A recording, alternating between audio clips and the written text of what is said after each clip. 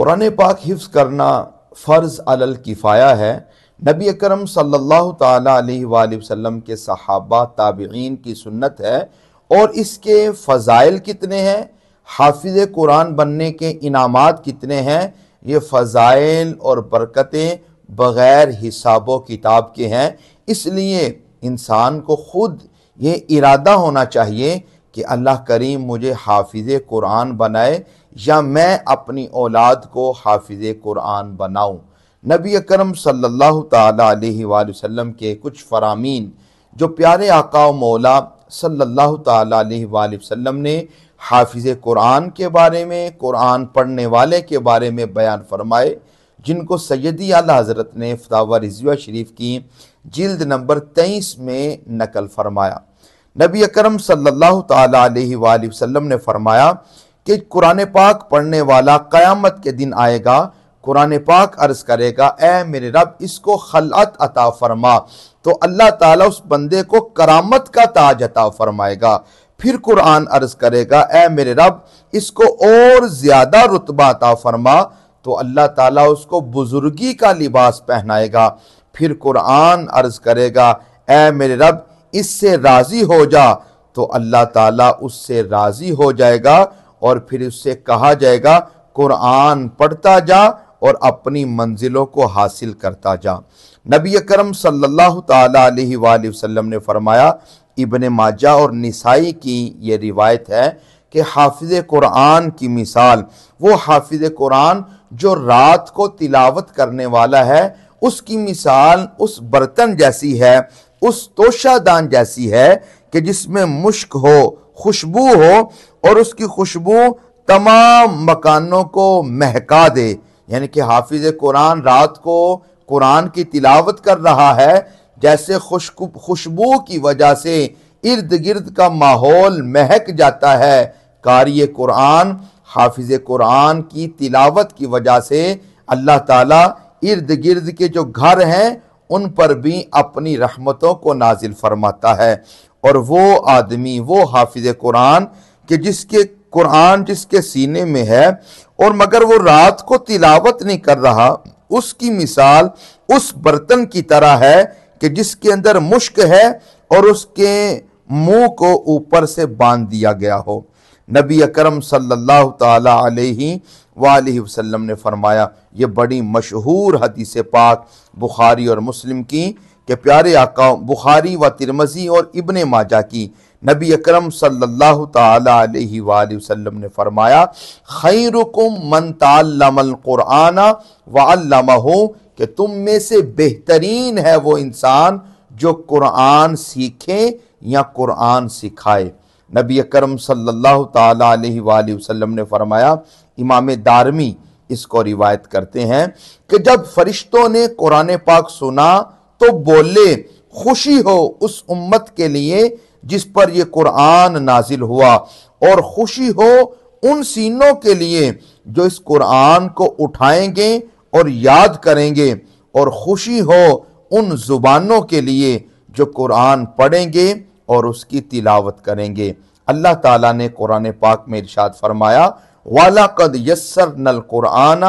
فَهَلْ مِن مُدَّكِرٍ، اور بے شک ہم نے قرآن پاک کو آسان کر دیا، قرآن کو یاد کرنے کے لیے۔ کیا کوئی ہے جو قرآن کو یاد کرے؟ کیا کوئی قرآن کو یاد کرنے والا ہے؟ مطلب یہ ہے کہ اگر آدمی قرآن پاک کو حفظ کرنے کی کوشش کرے گا، جو طالب علم قرآن پاک کو یاد کرنے کی اچھے طریقے کے ساتھ محنت کرے گا، اللہ تعالیٰ اس کے سینے کو قرآن پاک کے حفظ کرنے کے لیے اس کے سینے کو رب کریم کشادہ فرما دیتا ہے، منور فرما دیتا ہے۔ نبی اکرم صلی اللہ تعالیٰ علیہ وآلہ وسلم نے فرمایا، اب یہ کچھ روایات، کچھ احادیث کہ جس کے اندر یہ بیان ہے کہ قرآن پاک جن لوگوں نے قرآن پاک کو پڑھنا چھوڑ دیا، جو قرآن پاک نہیں پڑھتے، وہ بھی مراد ہیں کہ جس نے حفظ کیا، حفظ کرنے کے بعد قرآن پاک کو بھلا دیا، قرآن پاک کو پڑھنا چھوڑ دیا۔ تو میرے دوستو، نبی پاک صلی اللہ تعالیٰ علیہ وآلہ وسلم نے فرمایا کہ نگاہ رکھو قرآن پر، اسے یاد کرتے رہو، سو قسم ہے اس ذات کی جس کے قبضے میں میری جان ہے، البتہ قرآن زیادہ چھوٹنے پر آمادہ ہے ان اونٹوں سے جو اپنی رسیوں سے بندھے ہوں۔ یعنی جس طرح بندھے ہوئے اونٹ چھوٹنا چاہتے ہیں، اگر تم نے قرآن پاک کی محافظت اور احتیاط نہ کی تو جس طرح اونٹ بندھے ہوں، اگر اس کی احتیاط نہ کریں تو اونٹ رہا ہو جائیں گے۔ اس سے زیادہ قرآن کی کیفیت ہے، اگر اسے یاد نہ کرتے رہو گے تو وہ تمہارے سینوں سے نکل جائے گا، پس تمہیں چاہیے کہ ہر وقت اس کا خیال رکھو، یاد کرتے رہو اور اس دولت کو اپنے ہاتھ سے نہ جانے دو۔ ایک اور مقام پر نبی اکرم صلی اللہ تعالی علیہ وآلہ وسلم کا یہ فرمان ذیشان کہ نتیجہ یہ ہے کہ جسے کچھ قرآن یاد نہیں وہ ویران گھر کی طرح ہے، اور جیسے گھروں کی زینت ان کے رہنے والوں اور عمدہ آرائشوں سے ہوتی ہے، اسی طرح خانہ دل کی زینت قرآن مجید سے ہے۔ جسے قرآن یاد ہے اس کا دل آباد ہے، ورنہ ویرانہ و برباد۔ کہ جس انسان کو قرآن پاک یاد ہے،